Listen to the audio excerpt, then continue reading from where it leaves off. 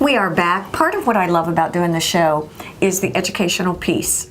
And, you know, as we take a break, we sort of all huddle together and ask all these millions of questions. And one of the things we were talking about is the family piece of both hospice and of comfort keepers, and how all of that sort of integrates together. And it's absolutely fascinating. I'm going to start with you and ask you a little bit about the family part of hospice. Well, you know, our roles change. We're not any longer a daughter or a wife. We're the caregiver now. So as a team, we also try to provide a lot of support and education to our families to take on that new role, to empower them and feel comfortable. What does that look like for both of you? How do you empower the caretaker? What are some important strategies? So one thing you could do, obviously, is educate them on exercising. You know, something you would think that's really trivial to an individual, but really it's a really significant piece of someone's life, particularly as we get older. You know, what studies have found is if someone simply exercises just light, 30 minutes a day, it goes a long way to extending that person's life. I think sometimes when people associate or look at the word exercise, they're thinking, big pumping weights and you're going there doing marathons. Like, no, it's simply just getting around and walking around in your community. You can simply take a walk around the lake. You can take a walk at the beach. You can walk at the mall. Motion is lotion. But constant motion, right? Well, even in the hospice situation, towards the end of life, I mean, just getting outside, right? Just. And we have a lot of volunteers also that will give the family member respite. Go for a walk. They can sit with the patient, and the family member can go for that walk and get the support they need to help them continue being a good caregiver. Is communication a big part of what you all do?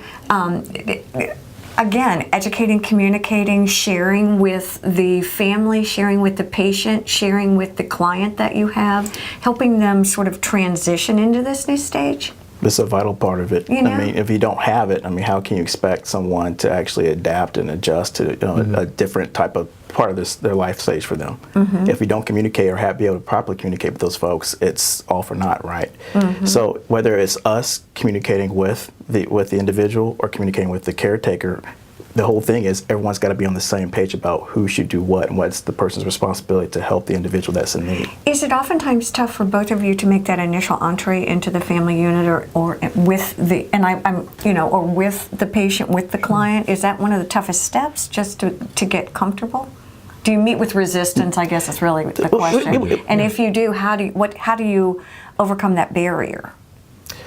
So for us, obviously, it can be an issue, right? You go from a situation where you've been highly independent and to now you're having someone come in your home. They typically view that person as a stranger. Why are you here? And I'm ticked. I need it. Right. So what we try to do is, we try to, again, going back to what we were talking about on the previous point, look at the personality of the individual, look at the personality of our staff, and say, okay, how can we bridge the gap? What can we find as a common ground? So as an example, we're here sitting looking at a library. If that person's really into books, then we'll try to ask some probing questions. Talk to me about what's your favorite book? What was your favorite part about it? And things like that. Get them kind of out of their comfort zone a little bit, and then come back and say, okay, I'm okay with the person that's in my home, to make them feel at ease. And how about with hospice? It's always a bit of a challenge because people they're losing control. And having someone come into their home is always a bit of a challenge. You want to show them how much is going to be a benefit to them. But a lot of times in my nursing role back in the day, talking to patients saying you really could benefit from a caregiver coming in, and then I'd leave and they would say, nope, we didn't hire that person, or Exactly. Because they don't want to give that up.